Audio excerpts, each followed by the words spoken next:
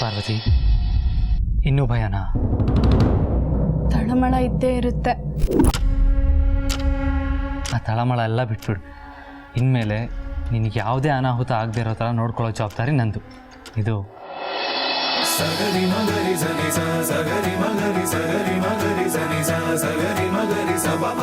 ನಾನು ಕೊಡ್ತಾ ಇರೋ ಮಾತು.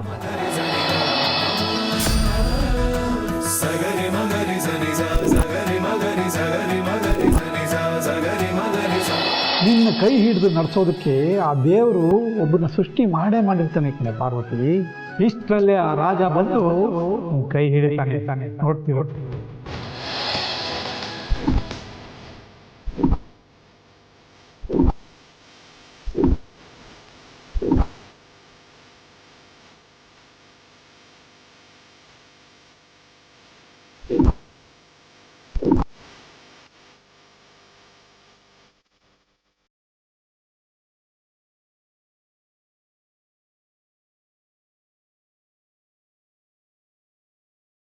Hello hello rowdy baby, show ಮುಗೀತು, ಶುಭಂ ಬಂತು.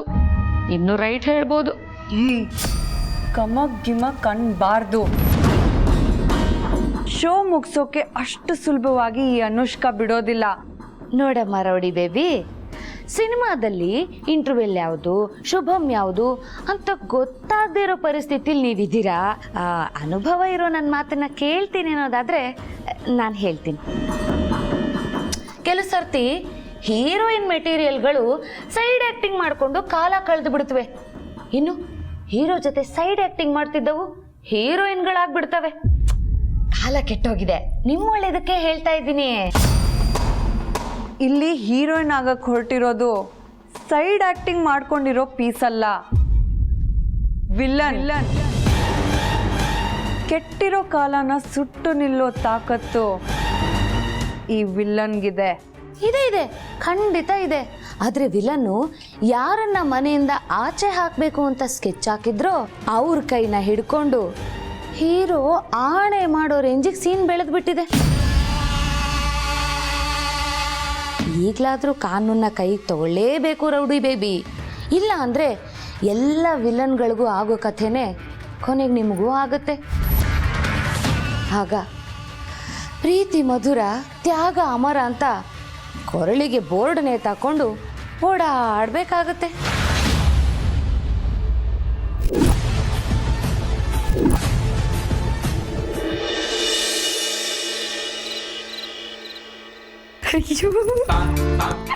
ಅಯ್ಯಯ್ಯೋ, ಇಷ್ಟು ದಿನಕ್ಕೆ ನನಗೂ ಒಂದು ಲೆಟ್ರ್ ಬಂದ್ಬಿಡ್ತಲ್ಲಪ್ಪ. ಯಾರು ಬರ್ದಿರ್ಬೋದು?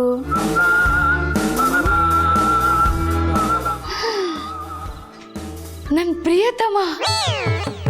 ತಪ್ಪು ತಿಳ್ಕೊಬೇಡ್ರಿ, ನನ್ನ ಗಂಡ ನಿನ್ನೆ ಸರಿಯಾಗಿ ಬೆಂಡೆತ್ತಿದ್ದೆ, ಅದಕ್ಕೆ ನೈಸ್ ಮಾಡೋಕೆ ಲವ್ ಲೆಟ್ರ್ ಬರೆದಿದ್ದಾರೆ. ಅಯ್ಯೋ, ನನಗೂ ಇಷ್ಟೊಂದು ಸ್ಕೋಪ್ ಇದೆ ಅಂತ ಯಾರ ಹತ್ರನಾರು ತೋರಿಸ್ಕೋಬೇಕಲ್ಲ. ಯಾರ ಹತ್ರ ತೋರಿಸ್ಕೊಳ್ಳೋದು? ಡಾರ್ಲಿಂಗು, ಪಾರು ಡಾರ್ಲಿಂಗು, ಬಾಮ್ಮ ಇಲ್ಲಿ.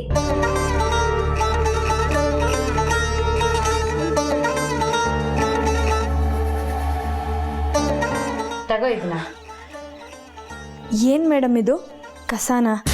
ಡೇ, ಅದು ಕಸ ಅಲ್ಲ ಕಣೆ, ನನ್ನ ಪ್ರೇಮ ರಸ.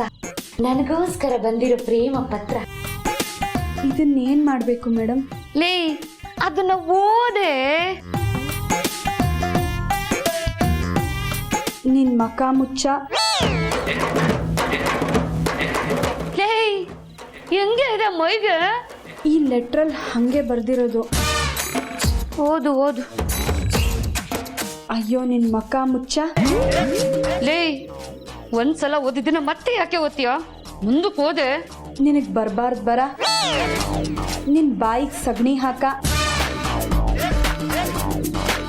ಬೇಡ ಬಿಡಿ ಮೇಡಮ್, ನೀವು ಬಿಡುವಾಗಿದ್ದಾಗ ಓದ್ಕೊಳ್ಳಿ. ಲೇ, ಓದಿ ಮುಗ್ಸೆ.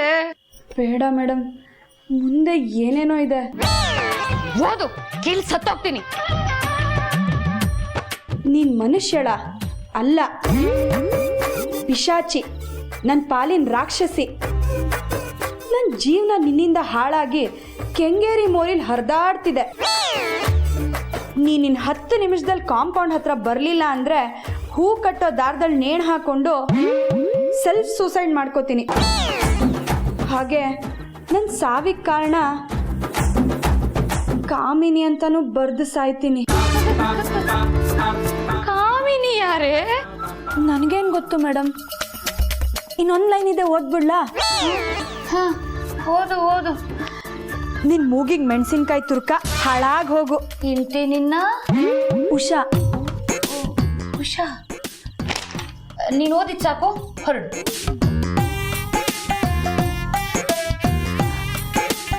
ಮೇಡಮ್, ಕಾಂಪೌಂಡ್ ಹತ್ರ ಹೋಗೋದು ಮರಿಬೇಡಿ. ಹೋಗಿ ಇಲ್ಲಿಂದ.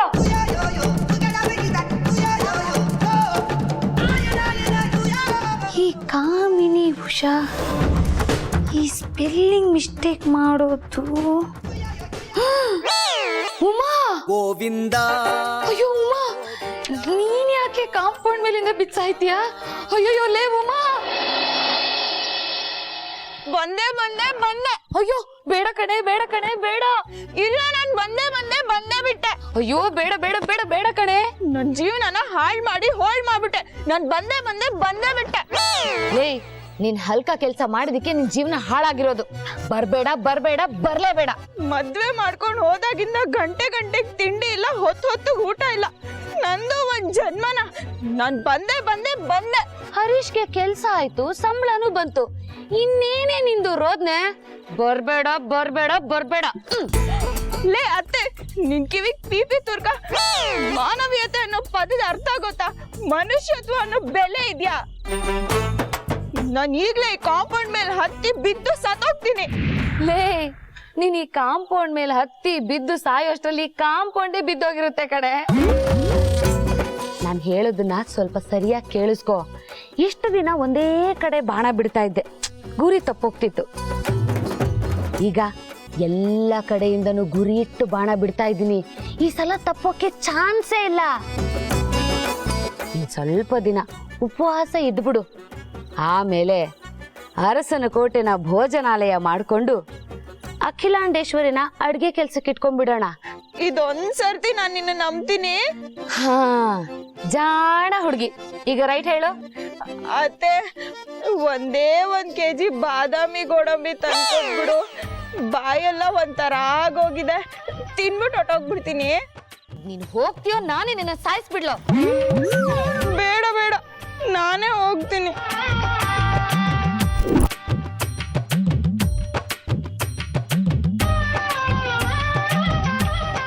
ಅಪ್ಪ, ಸದ್ಯ ಯಾರಾದ್ರೂ ನೋಡಕ್ ಮುಂಚೆನೆ ತೊಲಗಿದ್ಲು. ನಾನ್ ಬಚಾವ್.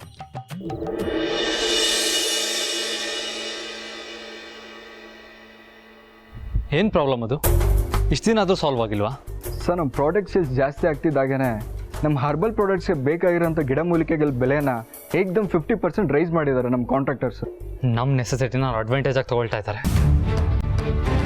ಹೌದು ಸರ್, ಕೇಳಿದ್ರೆ ಹೇಗಿದ್ರು ನೀವು ನಮ್ಮ ಹತ್ರನೇ ಬರಬೇಕಲ್ವಾ, ಬೆಳೆದು ಯಾರು ಕೊಡ್ತಾರೆ ಅಂತ ಕಡ್ಡಿ ಮುರಿದಂಗೆ ಮಾತಾಡ್ತಾರೆ. ನಾವು ಕೊಡೋ ದುಡ್ಡಲ್ಲಿ 10% ಕೂಡ ರೈತರಿಗೆ ಸಿಗಲ್ಲ. ಕಷ್ಟಪಟ್ಟು ದುಡಿಯೋರು ಅವರು, ತಿನ್ನೋದು ಇವರು. ನಾನು ಇದ್ರ ಬಗ್ಗೆ ಯೋಚನೆ ಮಾಡಿ ನಿಮ್ಗೆ ಹೇಳ್ತೀನಿ. Give me some time. Okay sir.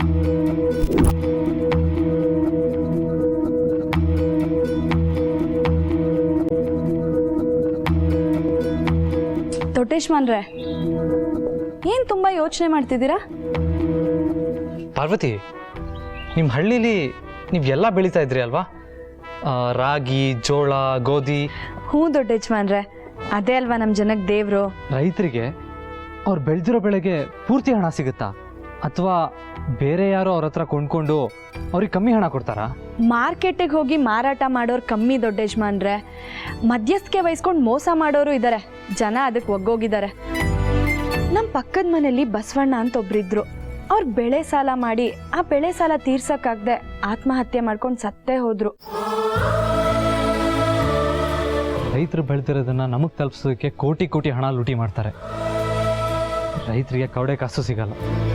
ಅಲ್ಲ, ಈಗ ಏನಾಯ್ತು ದೊಡ್ಡೇಶ್ಮಾನ್ರೆ? ಈ ವಿಷಯ ಯಾಕೆ ಬಂತು? ನಮ್ಮ ಹರ್ಬಲ್ ಪ್ರಾಡಕ್ಟ್ ಕಂಪನಿಗೆ ಬೇಕಾಗಿರೋ ಗಿಡ ಮೂಲಿಕೆಗಳಿಗೆ 50% ಬೆಲೆ ಹೆಚ್ಚಿಸಿದ್ದಾರೆ. ಬೇಡಿಕೆ ಇದೆ ಅಂತ ಬಾಯಿಗೆ ಬಂದಂಗೆ ಬೆಲೆ ಹೇಳ್ತಾ ಇದ್ದಾರೆ. ದೊಡ್ಡೇಶ್ಮನ್ರೆ, ನೀವು ಇಷ್ಟು ದಿನ ಗಿಡ ಮೂಲಿಕೆಗಳನ್ನ ಬೇರೆಯವ್ರ ಹತ್ರ ತಗೊಂತಾ ಇದ್ರಾ? ಹೌದು, ಯಾಕೆ? ಅಯ್ಯೋ, ನಮ್ಮ ಹಳ್ಳಿಲಿ ಇದನ್ನೆಲ್ಲ ತುಂಬಾ ಬೆಳೀತಾರೆ. ಪಾಪ ಒಂದೊಂದ್ಸತಿ ಕಮ್ಮಿ ಬೆಲೆಗೆ ಮಾರಿದ್ದಾರೆ, ಇನ್ ಕೆಲವು ಸತಿ ಬೆಲೆನೇ ಇಲ್ಲದೆ ಕೊಳ್ತೋಗಕ್ ಬಿಟ್ಟಿದ್ದಾರೆ. ಅಂಥದ್ರಲ್ಲಿ ನೀವು ಅದಕ್ಕೆ ಜಾಸ್ತಿ ಬೆಲೆ ಕೊಟ್ಟು ಕೊಂಡ್ಕೋತಿದ್ದೀರಾ? ಹೌದು ಪಾರ್ವತಿ, ಅದು ನಿಮ್ಮ ಹಳ್ಳಿಲೇನೋ ಬೆಳೀತಾರೆ, ಆದರೆ ಅದು ನಮಗೆ ಸಿಗಬೇಕು ಅಂದರೆ ನಾವು ಅದನ್ನು ಬೆಲೆ ಕೊಟ್ಟು ತಗೊಳ್ಳೇಬೇಕಲ್ವಾ? ಅಲ್ಲ ದೊಡ್ಡೇಶ್ಮನ್ರೆ, ಅದನ್ನ ನಾವೇ ಬೆಳಿಬೋದಲ್ವಾ? ಏನು ಹೇಳ್ತಾ ಇದೆಯಾ ಪಾರ್ವತಿ? ಹೌದು ದೊಡ್ಡೇಶ್ಮನ್ರೆ, ನಮ್ಮ ಹಳ್ಳಿಲಿ ಒಂದಿಷ್ಟು ಜಮೀನನ್ನು ಕೊಂಡ್ಕೊಳ್ಳೋಣ, ಅದರಲ್ಲಿ ನಮಗೆ ಬೇಕಾಗಿರೋ ಗಿಡಮೂಲಿಕೆಗಳನ್ನ ಬೆಳೆಯೋಣ, ಫಲವತ್ತಾಗಿ ಬೆಳೆಯುತ್ತೆ. ಅಲ್ಲ, ಅದಕ್ಕೆಲ್ಲ ಜನ ಬೇಕಲ್ವಾ ಪಾರ್ವತಿ? ಅದಕ್ಕೆ ಯಾಕೆ ಯೋಚನೆ ಮಾಡ್ತೀರಾ? ನಮ್ಮ ಹಳ್ಳಿ ಜನ ನಿಮ್ಮ ಬೆನ್ನ ಹಿಂದೆನೇ ನಿಲ್ತಾರೆ, ಯೋಚನೆ ಮಾಡಬೇಡಿ. ಗ್ರೇಟ್, ಒಳ್ಳೆ ಐಡಿಯಾ ಪಾರ್ವತಿ. ಬಾ, ಇವಾಗಲೇ ಹೋಗಿ ಅಮ್ಮನ ಹತ್ರ ಹೇಳೋಣ.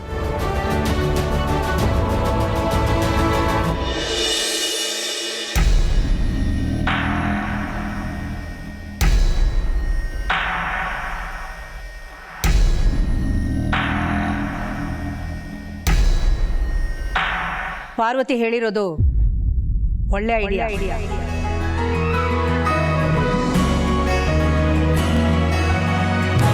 ಇದು ನಮ್ಮ ಬ್ರ್ಯಾಂಡ್ಗೆ ಹೇಳಿ ಮಾಡಿಸಿದ ಅವಕಾಶ. ನಮ್ಮ ಪ್ರಾಡಕ್ಟು ಪ್ರಪಂಚದ ಮೂಲೆ ಮೂಲೆಯನ್ನು ತಲುಪುವ ಹೊತ್ತು ಇದು.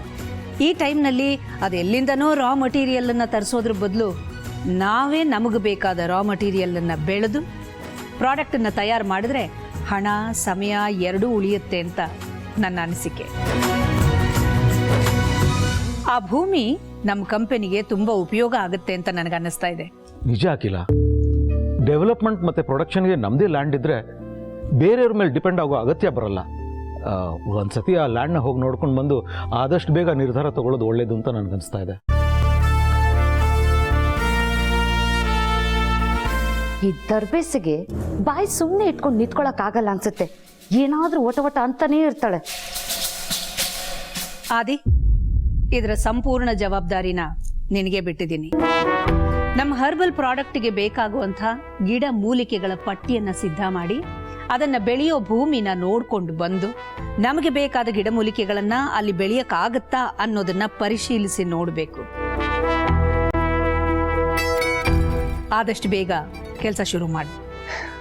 ಸರಿಮಾ, ಆದಷ್ಟು ಬೇಗ ನಾನು ಹೊರಡೋ ಪ್ಲಾನ್ ಮಾಡ್ತೀನಿ.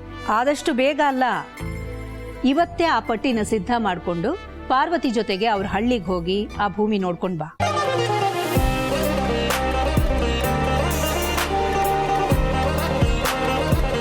ಸರಿಮಾ.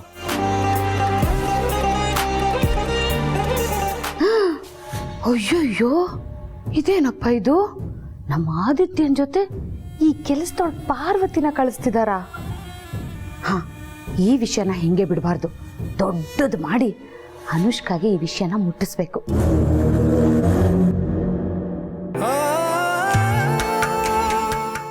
ಹಲೋ ರಾಜಣ್ಣ, ಆಗ್ಲಿಂದ ನೀನು ಫೋನ್ ಟ್ರೈ ಮಾಡ್ತಾನೆ ಇದ್ದೀನಿ, ಸಿಗ್ತಾನೆ ಇಲ್ವಲ್ಲ ಲೈನ್ ನಿಂದು?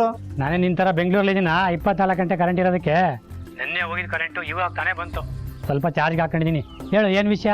ಇವತ್ತು ಪಾರ್ವತಿ ನಮ್ಮ ದೊಡ್ಡ ಯಜಮಾನ್ ಕರ್ಕೊಂಡು ಊರಿಗೆ ಬರ್ತಿದ್ದಾಳೆ. ಅಲ್ಲಿ ಅವ್ರ ಜಮೀನು ಏನೆಲ್ಲ ನೋಡ್ಬೇಕಂತೆ. ಅವ್ರು ಅಲ್ಲಿಗೆ ಬಂದಾಗ ಚೆನ್ನಾಗಿ ನೋಡ್ಕೋಬೇಕು, ಗೊತ್ತಾಯ್ತಾ? ದೊಡ್ಡ ಮನೇಲಿ ಉಳ್ಕೊಳ್ಳೋದಕ್ಕೆ ವ್ಯವಸ್ಥೆ ಮಾಡಿ, ಆಮೇಲೆ ಊಟ ಉಪಚಾರ ಎಲ್ಲ ಚೆನ್ನಾಗಿರ್ಬೇಕಪ್ಪ. ಯಾಕೆ ನೀ ಬರ್ತಿಲ್ವಾ? ಇಲ್ಲ, ದೊಡ್ಡ ಯಜಮಾನ್ರ ಜೊತೆ ಪಾರ್ವತಿ ಬರ್ತಿದ್ದಾಳೆ. ಸರಿ ಸರಿ, ನಾನು ಇದನ್ನೆಲ್ಲ ಎಲ್ಲ ವ್ಯವಸ್ಥೆ ಮಾಡ್ತೀನಿ, ನೀನೇನು ತಲೆ ಕೆಡ್ಸ್ಕೊಬೇಡ ಬಿಡು. ಆಯ್ತಪ್ಪ, ಇಡ್ಲಾ? ಹಾಂ ಸರಿ ಸರಿ, ಇಡು ಹನುಮಂತಣ್ಣ, ಆಯ್ತು. ಪಾರ್ವತಿ ರೆಡಿದೇನಮ್ಮ ಎಲ್ಲ? ಹೂನಪ್ಪ, ಬಟ್ಟೆ ಎಲ್ಲ ಜೋಡಿಸ್ಕೋತಿದ್ದೆ. ಆಮೇಲೆ ದೊಡ್ಡ ಯಜಮಾನನ್ನ ಸರಿಯಾದ ದಾರಿಲಿ ಕರ್ಕೊಂಡೋಗು. ನೀನು ದಾರಿಲಿ ಅದು ತೋರಿಸ್ತೀನಿ ಇದು ತೋರಿಸ್ತೀನಿ ಅಂತ ಅವ್ರು ಸುಸ್ತು ಮಾಡಬೇಡ. ಆಯ್ತಪ್ಪ. ಬೀದಿಲಿರೋ ಹಾಳು ಮೂಳು ಎಲ್ಲ ತಿನ್ನೋ ಅಭ್ಯಾಸ ನಿನಗೆ. ದೊಡ್ಡ ಯಜಮಾನ್ರು ಅದನ್ನೆಲ್ಲ ಕೊಡಿಸಿ ಅವ್ರ ಆರೋಗ್ಯ ಹಾಳು ಮಾಡಬೇಡ, ಅಂಥದ್ದೆಲ್ಲ ಸೇರಲ್ಲ ಅವ್ರಿಗೆ. ಆಯ್ತು ಬಿಡಪ್ಪ. ಲೇ ಅಕ್ಕ, ನನ್ನ ಬಟ್ಟೆನೂ ಎಲ್ಲ ತಗೊಂಡಿದ್ಯಾ? ನಿನ್ ಬಟ್ಟೆನಾ? ಯಾಕೋ? ಯಾಕೆ ಅಂದ್ರೆ ನಾನು ಬರ್ತಾ ಇದ್ದೀನಿ. ನಾನು ನನ್ನ ಫ್ರೆಂಡ್ಸ್ನ ನೋಡಿ ತುಂಬಾ ತಿಂಗಳುಗಳೇ ಆಗೋಯ್ತು. ಅವ್ರು ನನಗೋಸ್ಕರ ಕಾಯ್ತಾ ಇರ್ತಾರೆ, ಅದಕ್ಕೆ ನಾನು ಬರ್ತೀನಿ. ಎಂಥದ್ದು ಬೇಕಾಗಿಲ್ಲ, ತಪ್ಪಕ್ಕೆ ಮನೇಲಿ ಬಿದ್ದಿರೋ. ಅಪ್ಪ, ಈ ಕಲ್ಕಿನ ನೋಡಿದೆ ನನ್ನ ಫ್ರೆಂಡ್ಸಲ್ಲಿ ಎಷ್ಟು ಬೇಜಾರಾಗಿರ್ತಾರಪ್ಪ. ಅದು ಅಲ್ಲದೆ ಹೊಸ ಟೈರ್ ತಗೊಂಡು ನನಗೋಸ್ಕರ ಕಾಯ್ತಾ ಇರ್ತಾರಪ್ಪ. ನಾನು ಈಗಿಲ್ಲ ಅಂತ ನಮ್ಮೂರಿನ ನದಿ ದಿಕ್ಕನ್ನೇ ಬದಲಾಯಿಸ್ಬಿಟ್ಟಿದ್ಯಂತೆ ಅಪ್ಪ. ಸುಮ್ಮನಿರ್ಲಿಲ್ಲ ಅಂದರೆ ಈಗ ನೀನು ಮೂತಿ ಮುಷ್ಟಿ ನೋಡ್ತಿರೋ ದಿಕ್ಕನ್ನ ನಾನು ಬದಲಾಯಿಸ್ಬಿಡ್ತೀನಿ. ಇವಾಗ ನಾನು ಅಳ್ತೀನಿ. ಅಳು ಅತ್ತೆ ಬಿಡ್ತೀನಿ, ನನಗೆ ಬೇಜಾರಾಗ್ತಿದೆ. ಅಳು, ಯಾರು ಬೇಡ ಅಂದ್ರು? ನಾನು ಹೋಗ್ತೀನಪ್ಪ, ಪ್ಲೀಸ್ ಅಪ್ಪ. ಅಕ್ಕ, ನನ್ನ ಫ್ರೆಂಡ್ಸ್ ಎಲ್ಲ ನನಗೋಸ್ಕರ ಕಾಯ್ತಾ ಇರ್ತಾರಪ್ಪ. ಪ್ಲೀಸ್, ನಾನು ಹೋಗ್ತೀನಿ. ಏ ಡೌರಾಜ, ನೀನು ಡೌನ್ ನನ್ನ ಮಗ ಅಂತ ಗೊತ್ತು ಕಣ ನನಗೆ. ಎದಾಳ ಮೇಲೆ. ಇಲ್ಲ ಅಪ್ಪ, ಹೋಗ್ಲಿ ಬರ್ಲಿ ಬಿಡಪ್ಪ. ಆಯ್ತು, ಹೇಳು, ಸರಿಯಾಗಿ ಹೋಗು. ಹಂಗಾರೆ ನಾನು ಬಟ್ಟೆ ಚೀಡಿಯಲ್ಲಿ ಎತ್ಕೊಡ್ತೀನಿ. ಮಗಳೇ, ಅವ್ನು ಸ್ವಲ್ಪ ತರಲೆ, ನೀನೇ ನೋಡ್ಕೋಬೇಕಮ್ಮ ಅವನ್ನ. ಸರಿಯಪ್ಪ. ಆಮೇಲೆ ನಮ್ಮ ದೊಡ್ಡ ಯಜಮಾನ್ರಿಗೆ ಹಳ್ಳಿನಲ್ಲಿ ಯಾವುದೇ ರೀತಿ ಬೇಜಾರಾಗಬಾರ್ದು, ಹಂಗೆ ನೋಡ್ಕೋಬೇಕು. ಖಂಡಿತ ಏನು ತೊಂದರೆ ಆಗದಿರೋ ಥರ ನೋಡ್ಕೋತೀನಿ, ಸರಿನಾ? ಹೋಗು, ಬಟ್ಟೆ ಬರೆಯಲ್ಲ ರೆಡಿ ಮಾಡ್ತೀನಿ, ಹೋಗು. ಸರಿಯಪ್ಪ.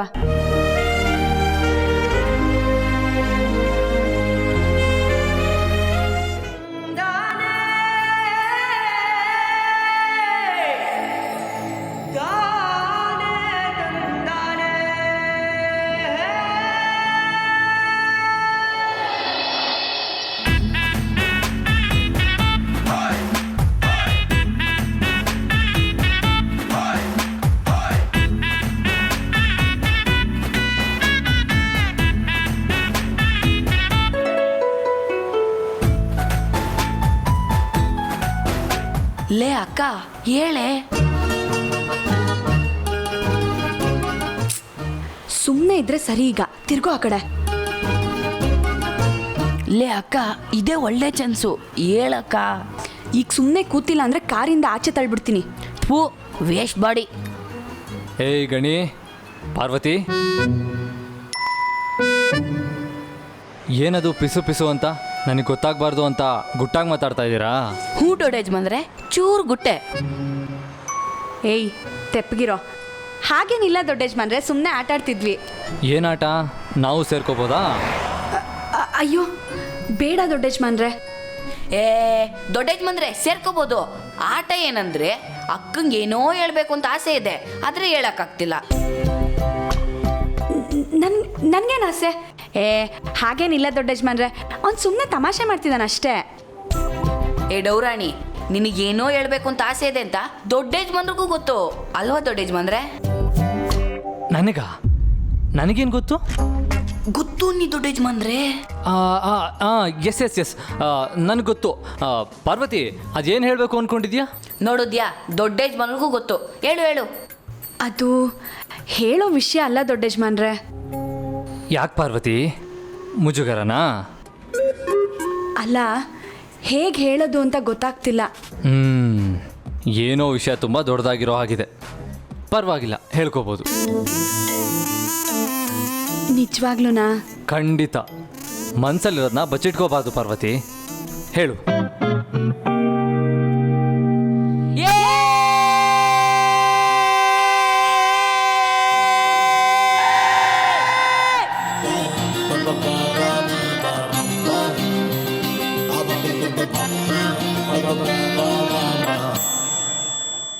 ಏನಾಯ್ತು ಪಾರ್ವತಿ? ಮನ್ಸಲ್ಲಿರೋದನ್ನ ಬಚ್ಚಿಟ್ಕೊಳ್ದೆ ಹೇಳ್ಕೊತಾ ಇದೀವಿ ದೊಡ್ಡ ಯಜಮಾನ್ರೆ. ಇದನ್ನ ಹೇಳ್ಕೊಳ್ಳೋದು ಅನ್ನಲ್ಲ, ಕೂಗೋದು ಅಂತ ಹೇಳ್ತಾರೆ. ದೊಡ್ಡ ಯಜಮಾನ್ರೆ, ನಮ್ಮ ಊರಲ್ಲಿ ಖುಷಿ ಆದಾಗ ಬೇಜಾರಾದಾಗ ಹೀಗೆ ಕೂಗೋದು. ನೀವು ಒಂದ್ಸತಿ ಕೂಗ್ ನೋಡಿ. ಅಮ್ಮ ತಾಯಿ, ನಿಮ್ಮ ಥರ ಏನಾದರೂ ನಾನು ಕೂಗಿದ್ರೆ ಜನ ನನ್ನ ಹುಚ್ಚ ಅಂತ ಹೇಳ್ತಾರೆ. ದೊಡ್ಡ ಯಜಮಾನ್ರೆ, ಈ ಸಮಾಜ ಗಿಮಾಜ ಸೃಷ್ಟಿ ಆಗಕ್ಕೂ ಮುಂಚೆ ಜನ ಹೀಗೆ ಕೂಗ್ತಿದ್ರು. ತಮ್ಮ ಸುಖ ದುಃಖನೆಲ್ಲ ಇದೇ ರೀತಿ ಹಂಚ್ಕೋತಿದ್ರು. ನಮ್ಮ ಮೇಷ್ಟ್ರು ಹೇಳೋರು, ಈ ಬ್ರಿಟಿಷರು ಬಂದು ನಮ್ಮನ್ನ ಅವರ ಯೋಚನೆಗಳಿಗೆ ಗುಲಾಮ್ರಾಗಿ ಮಾಡ್ಕೊಂಡು ನಮ್ಮ ಗಂಟ್ಲ ಪೀಪಿನ ಕಿತ್ತಾಕ್ಬಿಟ್ರಂತೆ. ಇವಾಗ ನಾವು ಸ್ವಾತಂತ್ರ್ಯವಾಗಿದ್ದೀವಿ, ಅದಕ್ಕೆ ಯೇ